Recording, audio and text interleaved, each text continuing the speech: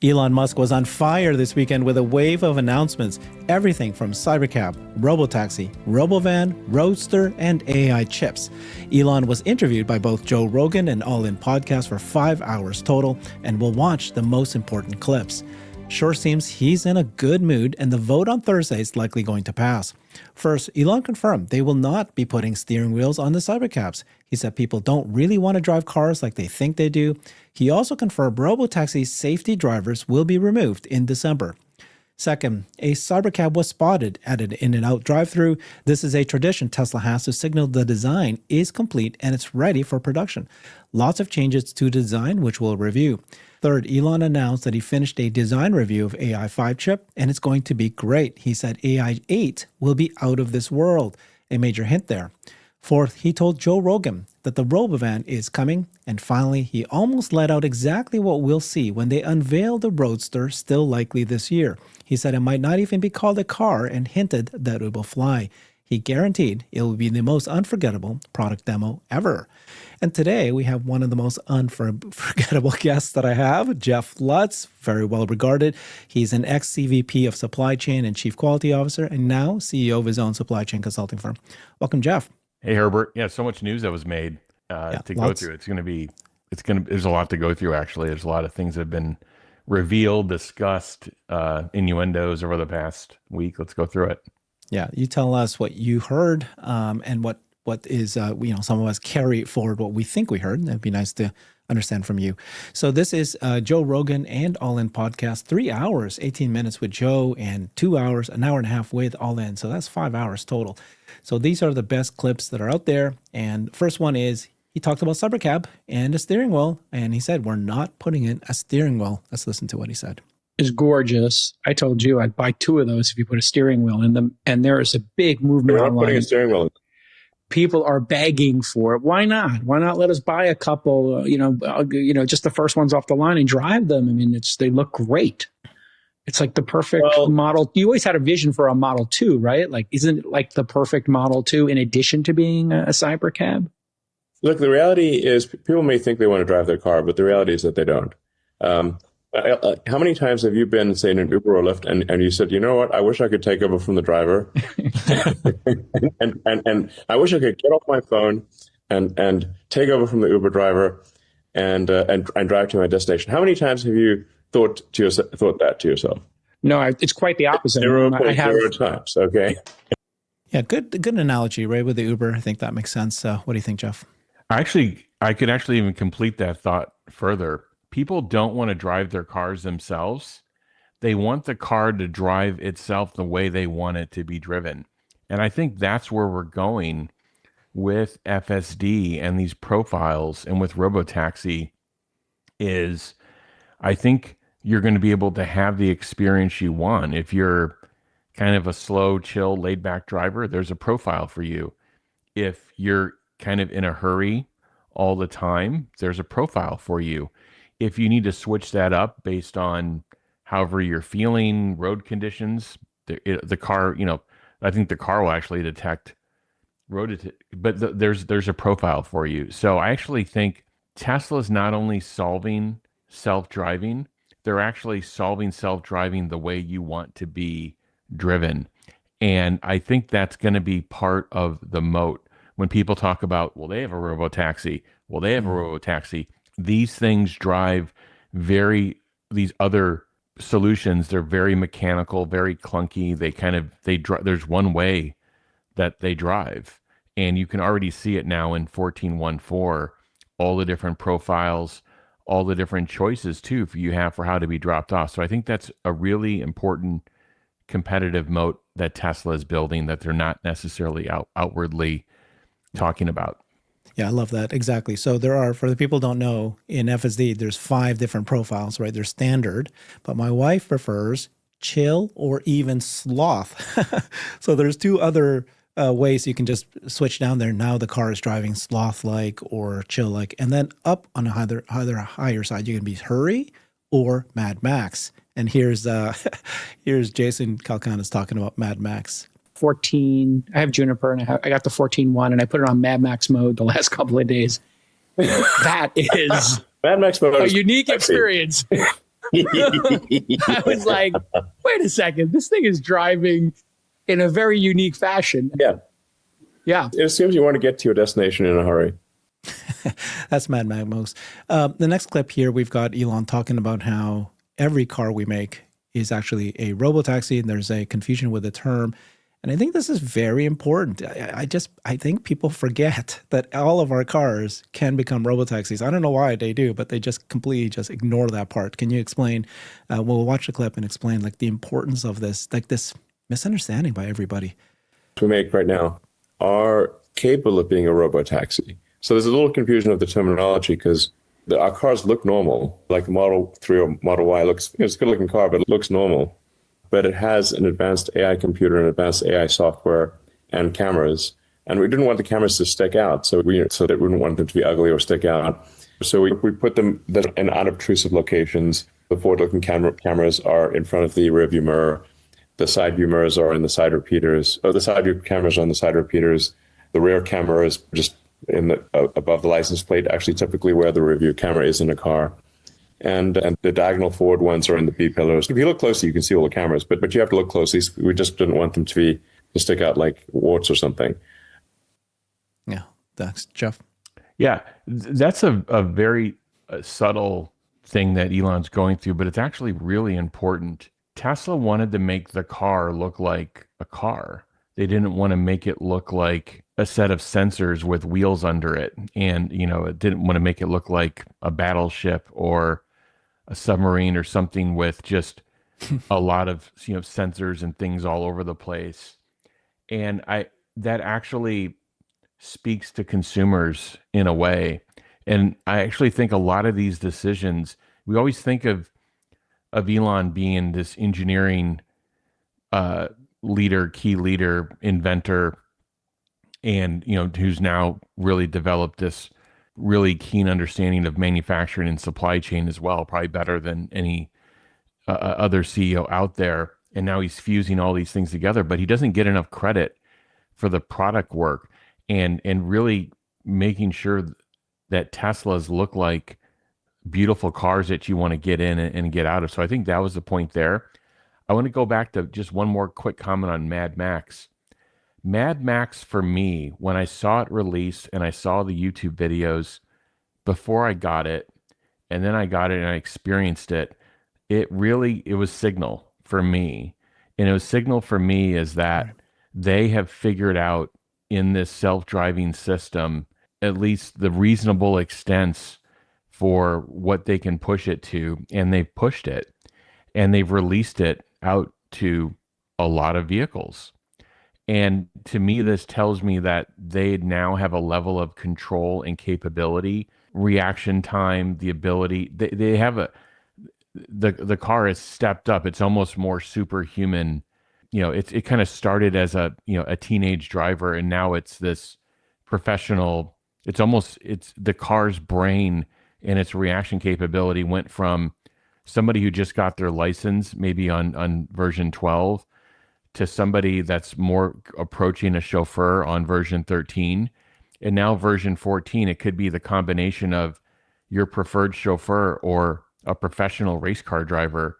Not saying anything about the speed, but just the reaction time, the capability, and the ability to drive. It's pressed out now. It's kind of out to these extremes, and it tells me that the system is far more capable and that they've really solved this. I think that's a very important point, actually. That's why they did Sloth, and that's why they did Mad Max. They push it to the extremes, like you're saying. They did that with the Starship, didn't they? Like they'll launch a rocket and they purposely remove everything. They purposely wanted to see if they can make that rocket explode, and they'll go as supersonic speed back down as fast as they can, right into the heart of to see if they can explode. And they know the extremes. And what I love about Mad Max so much is it's like I like the way it starts, the way it stops, the way it does. I want it to move fast in certain safe scenarios, but then I don't want it to speed in certain scenarios. And so I know you and I do the same thing. We're in Mad Max for this part, standard here, slower here. And they'll dial that in. Yeah. Yeah. Okay, that's a very, very, very important point. Can you go back to one of the things that Elon has done? He thought about this in 2012, right? When he started creating cars in the first place. Every car is capable of autonomy. So it's like you've launched products before where it's that slow approach, but he's building it right based on first principles. Every car should have it. It should be based on vision only. And then when it should be like anywhere in the world, neural nets, anywhere in the world. And then when it goes, it's like everywhere, as opposed to others who'll just launch a prototype right away. They'll get in there, they'll say, hey, I'm there. But actually, it's very limited to that very specific area. And they've not really solved this general solution. Can you just speak a little bit to that part? Yeah, there's actually nothing really to this extreme of building something that can be upgraded for 10 years, unless you start getting into for consumer devices, there really isn't anything like it at this kind of extreme and this kind of volume. I'm sure people can think about smartphones just went to 5 and 7 year upgrade cycles, meaning if you buy one and you hold it for that period of time, they'll at least give you security updates. I would say though, the updates you start getting in those final years are probably going to be less and less new functionality and more just on the security side. But they've just gotten to that point. There's 2016 Teslas being updated, with a lot of these capabilities. And I know there's an issue out there with hardware 3 recipients and hardware 4. I do think Tesla is going to figure this out. I don't think that they're at the ceiling yet for hardware 3. To me, this is just a progression. They have to solve for these things on hardware 4, and then they have to go back on hardware 3 and figure out how to fit as many of these features in as possible. I do think that there will be a solution for them, but this is really unique in product and in the industry to build something and have features laid dormant, have hardware features almost laid dormant for this long. And not so much that it's dormant, but the fact that they're still useful and usable this many years. It's difficult for companies to even do this for a couple of years.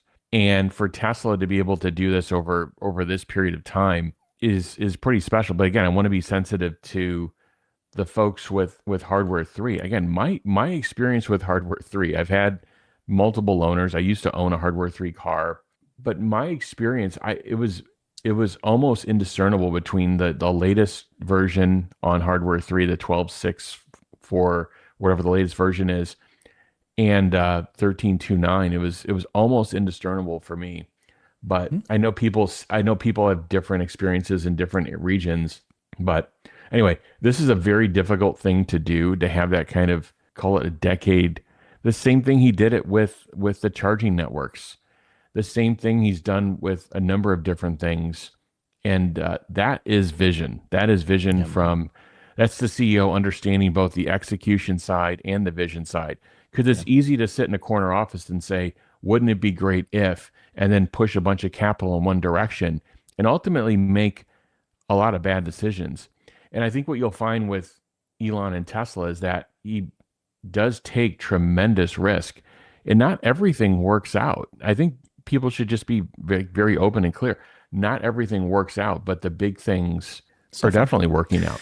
Planning 10 years ahead. Okay, so safety drivers in Robotaxi still confirmed. It'll be released in December. Driver that just sits monitor. Safety monitor just sits. They just sit in the car and don't do anything. Safety dude.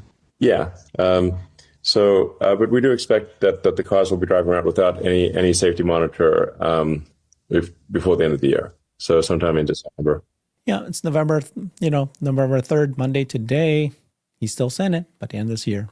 Yeah, I think they can do it. What they'll do is they'll approach it by region and locality, and it's going to be based on how they've staffed up the operations in that area. And I think Elon talks about it later in the broadcast about everything else you need to solve for to have a robotaxi network, like all the things you need to think about. Where do these cars go after they drop people off? If there's not another, that's part of the decision too of expansion. You have to think about all these different things as you're expanding. Where do these cars go? How do they park themselves? When do they know when they need to charge? So there's a lot of things to think through besides right now Tesla solved for a lot of things actually. And there's a lot of things that we just don't see in terms of fleet management and in terms of charging. There's just things that we don't see that are going to happen seamlessly in the background. But when you start taking these things to scale, is when it becomes a little bit more challenging. So that's why you've seen the flood of requisitions being posted to manage this in all these different regions.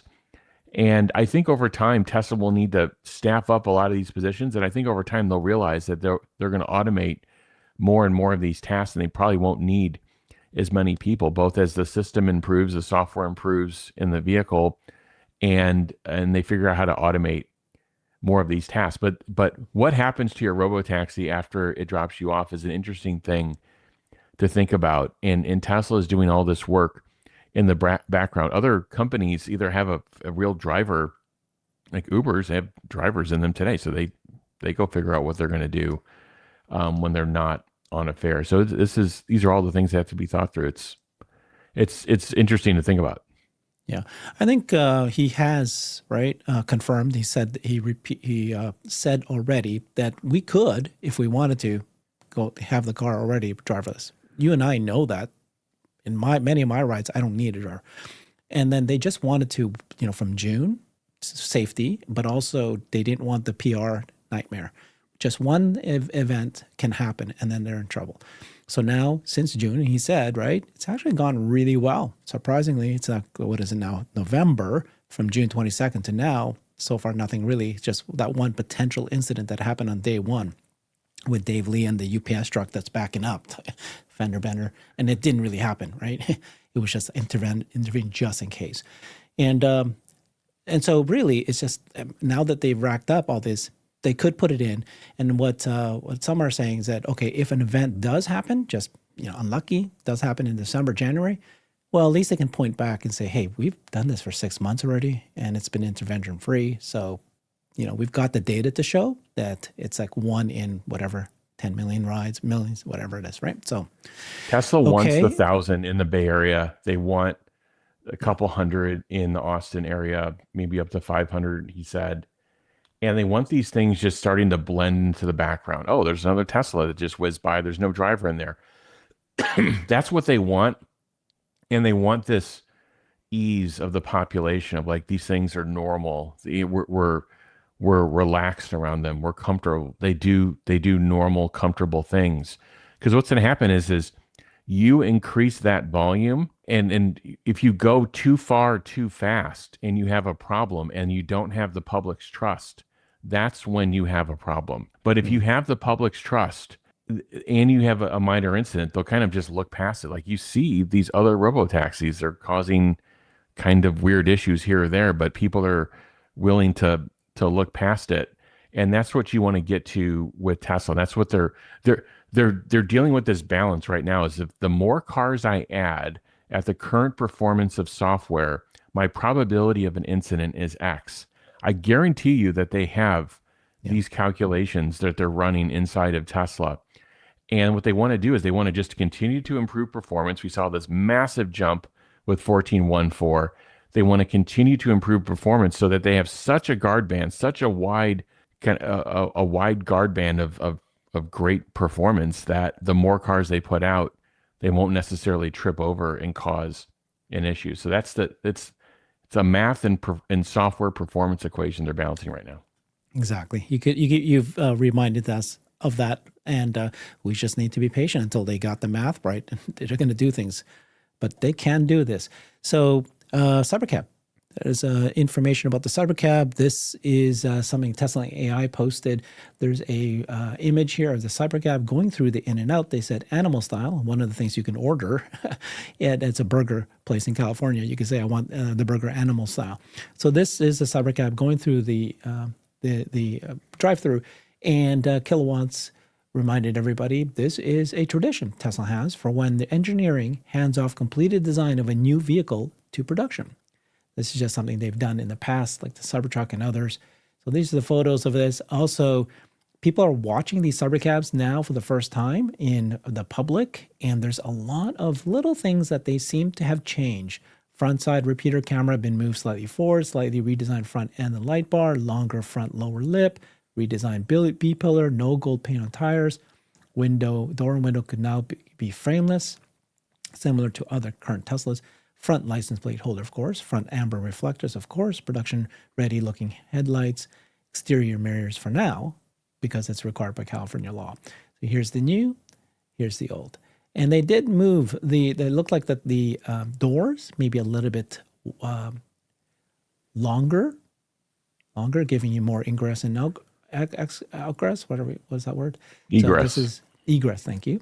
The new and the old, new and the old. I guess that's a terrible photo though. And then this is the good photo here, good catch here. Owen Sparks pointed out that it seems like the door is a little bit, further back right to this. Also looks nicer if you do it this way. Wait. Yeah, you have to be careful with these photos because you don't know the aspect ratio, the lens curvature of one photo is taken versus another could really distort not only the physical or the physical size of the product, but also the colors of it. But yeah, it looks like they've made a series of changes to get ready into production worthiness. And as someone who's been in the middle of this process of engineering how the thing is going to be made to transferring it into production, that was my career for 2 decades. I can almost be certain that everything's not solved. Just because this is a handover to production, it doesn't mean like, oh, everything's perfect and we're just going to start spitting out cybercabs. I'm sure there's a laundry list of things, but you have an engineering team that's embedded, that they're there. So this isn't something of like you're designing it here and you've got to send it over to Asia to have it manufactured. Mm-hmm. Eventually it will be, but here this thing is engineering and operations, they're hand in hand.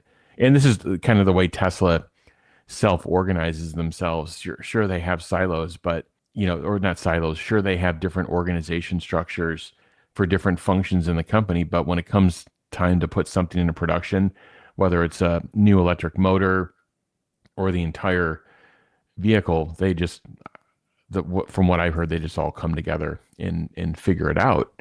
And mm-hmm. that's what you want to see. So this handover to production thing, I think it's cool. I think it's a good tradition. And it's good to have a kind of a structured, somewhat defined approach for how to do it. But I think everybody's on the same page in terms of getting to volume profitably and with quality and something that people want to buy. And that's, as long as everybody's on the same page with that, they're going to pull it through to production and have a really good. So now that you've got probably a several week period now of trials on the, to bring up the production operation. And that's probably what's going to take, the next set of weeks and months to do. Yeah. So far, no signs that they've delayed the stated expectation of going to production in second quarter of next year. But you have said, well, that's past, that's a newly stated thing. Just a couple weeks ago. Yeah. Yeah. But you have said in the past that whenever you have a new product, but also a new line, a new manufacturing line, new parts, all that, don't get ahead of yourself. That's where things get a little. Yeah, this will be a slow entry into mass production, but then by the way it's designed, the process times are so short. Like it's gonna, as long as they work through these issues, it should be a fairly quick ramp up. But it's gonna be getting through. Yeah. There's so much. Everything's new here. Okay. Eric works at the Cybercab team, and he said this: if you like this, just wait. I don't know what he means by that. Here's more images of what might have changed the side and all that. Also, Model Ys were testing Robotaxi in Houston, Texas, Sunday morning, according to this guy, one in Galleria and one in River Oaks. He saw a picture of them. So that is very interesting that he saw these things. That's the thing. It's hard to spot because they look just like normal Model Ys, but he did notice there's nobody in the front seat.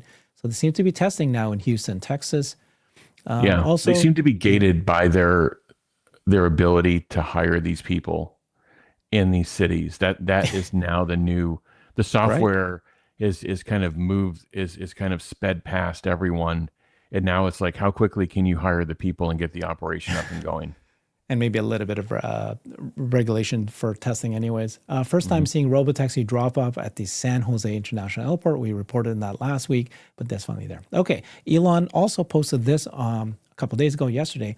Just finished a long AI5 design review with the Tesla California and Texas chip engineers. It's going to be great. And AI6 and AI7 will follow in fast succession. AI8 will be out of this world. And everybody just dumped on this going, what are you doing talking about AI? Look, guys, he's giving you a hint. We'll be out of this world. That was just his hint. That's why he jumped all the way from AI5 to do that, giving you a hint. And this guy, Sandy Park, said AI will be out of this world. AI8 might be the chip for the orbit data centers. And Elon said, exactly. That's what this is for. And he also said this chip design review continues tomorrow, followed by Optimus demo review. So it looks like that we are going to have a Optimus demo in Thursday. That's very likely what that is about. You know, we'll see. Probably depends how well the review goes. I hope we do. So the AI5 stuff, I've seen a lot of interesting posts online, and there's people that seem to think that like AI5 is going to join Cybercab production, and I don't think that there's any chance of that, to be honest with you.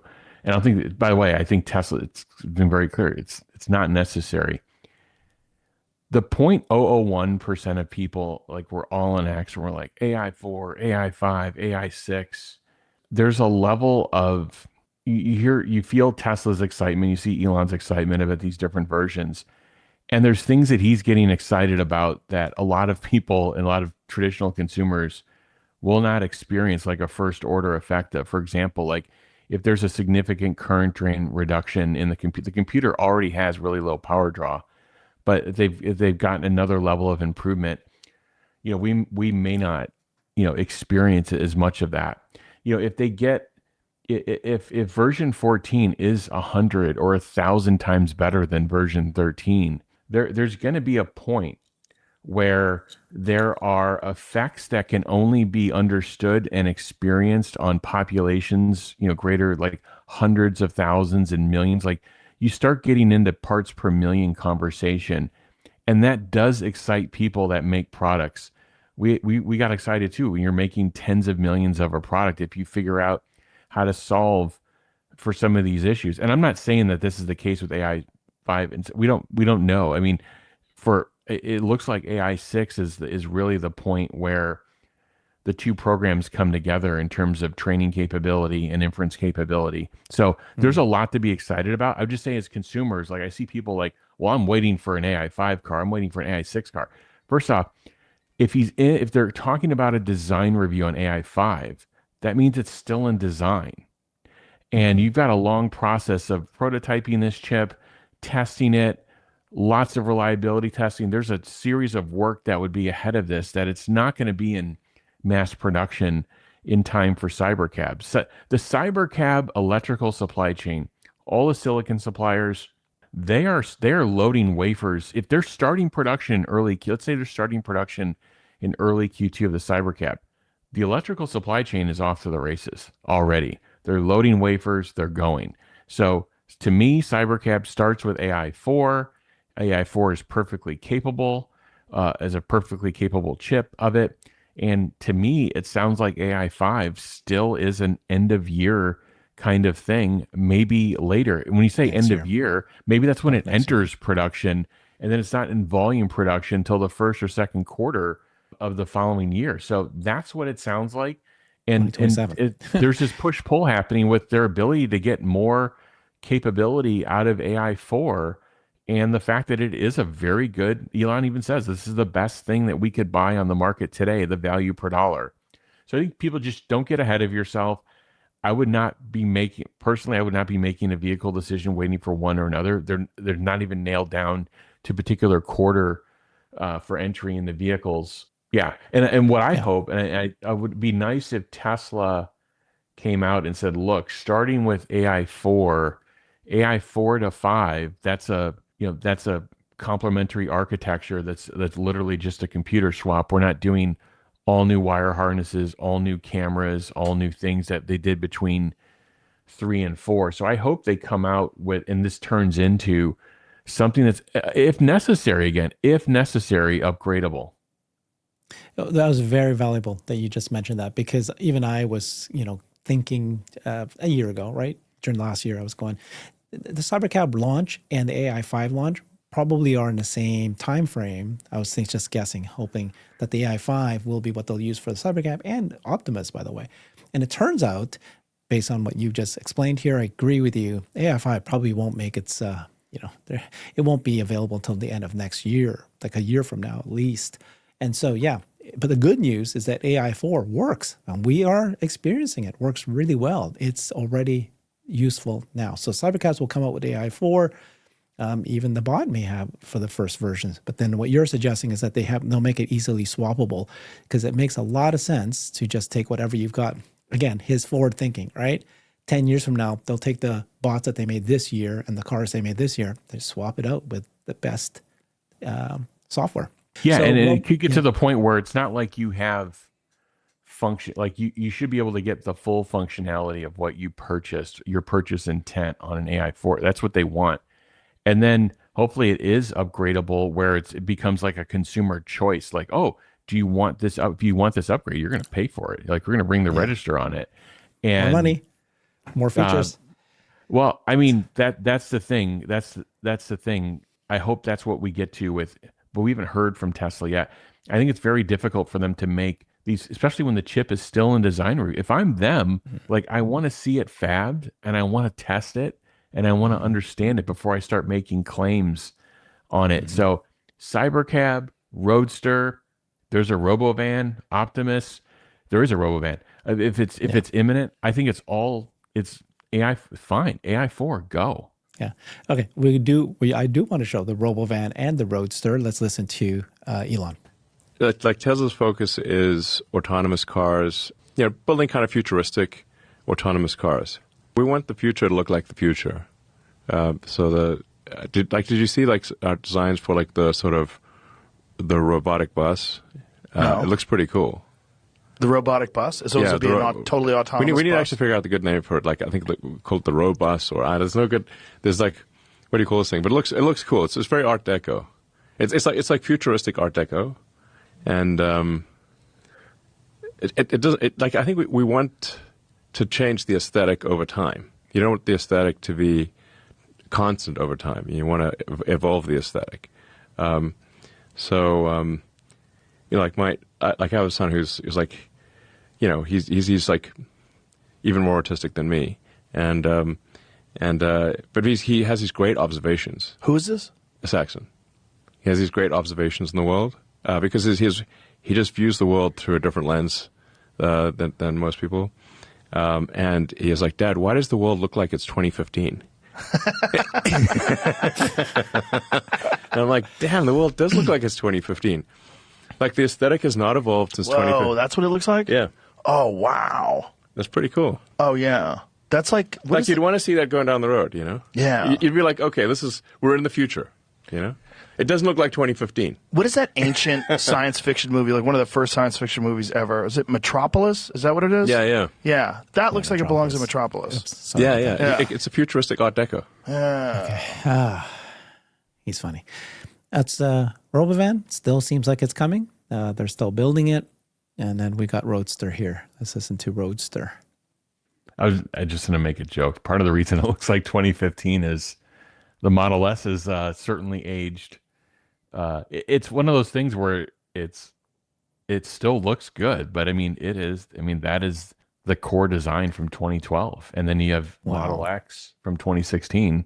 So, Tesla's almost like, it's interesting that they're able to extend these designs out for so long, but it looks like Elon does want to wants to turn the page. I don't think the Roadster actually is going to look like the Roadster we saw, but let's hear more. Right. I just want to remind you that imagine if it became a Microsoft world. So yes, you're talking about Tesla's Model S, but boy, I'd much rather have the 2012 Model S today than anything that Microsoft makes today. I'm with you. That's why I own them. Yeah. Roadster. Yes. Eventually? We're getting close to demonstrating the prototype. Like how And I think close? this will be. One thing I can guarantee is that this product demo will be unforgettable. Unforgettable. How so? Whether it's good or bad, it will be unforgettable. Can you say more? What do you mean? Well, my friend Peter Thiel, once reflected that the future was supposed to have flying cars, but we don't have flying cars. So you're going to be able to fly? Well,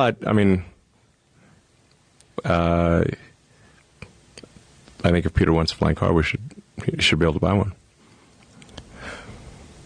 So are you actively considering making an electric flying car? Is this like a real thing? Well, we have to see in the demo. Yeah. So when you do this, like, are you going to have a retractable wing? Like, what is the idea behind this? Don't be sly. Come on. Well, I can't do the unveil before the unveil, but Tell me off air then. I think it has a shot at being the most memorable product unveil ever. It has a shot. And when do you plan on doing this? What's the goal? Hopefully before the end of the year. Really? Before Yeah. the end of this year? This is, we're almost like in November a couple 1st. months. Hopefully in a couple months. We need to make sure that it works. This is some crazy, crazy technology we got in this car. Crazy technology. Crazy, crazy. So different than what was previously announced, and Yes. is that why you haven't released it yet? Because you keep fucking with it? It has crazy technology. Okay. Is it even a car? I'm not sure. It looks like a car. Let's just put it this way. It's crazier than anything James Bond. If you took all the James Bond cars and combined them, it's crazier than that. Very exciting. Yeah. I don't know what to think Is of it that even a because car? I don't know. it's the limited amount of information I'm drawing from here. Jamie's very suspicious over there. Look at him. Excited. I'm interested. It's still going to be the same. Well, you know what? If you want to come a little before the unveil, I can show it to you. 100%. Yeah, Yeah. sure. Let's go. Yeah. I want to go too. It still looks like a car. Well, we're going to see it. We're going to see it. So it still looks like a car, but clearly. So the question I have for you is that I still think it's going to hover. I'm not sure it's going to maybe move forward, maybe not be a flying car. By the way, so this is 30 Tesla asked Grok, what is a flying car? And the answer is, according to Grok, it needs to sustain controlled locomotion through the air, right? Exceeding 50 to 100 miles per hour, efficient forward flight speeds exceeding 50 to 100 miles per hour, distinguishing it from drones, balloons, or mere ground effect floating. So in order for it to be truly called a flying car, it needs to be going 50 miles per hour over the air. Do you think? Obviously they've got the tech. They got Starship. They could do this.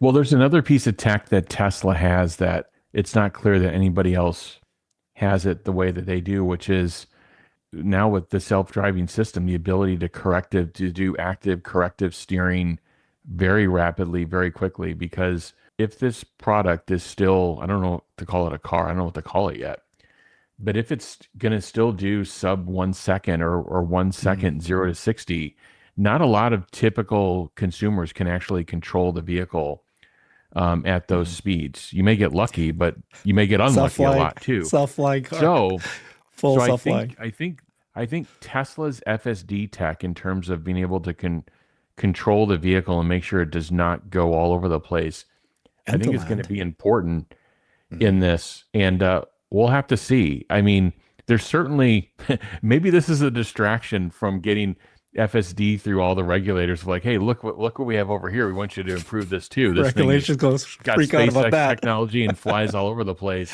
Yes, look there, and we're going to try to get all this other stuff through. But No, I think this is Tesla pushing the boundary of tech and also leveraging the assets that only Elon has these assets. So Tesla keeps building things. It's getting to the point where others can't. And I think there's a chart we're going to go through. Somebody asked, what does Tesla do that a BYD or Xiaomi can't do? And the answer is a lot. And that list just keeps growing.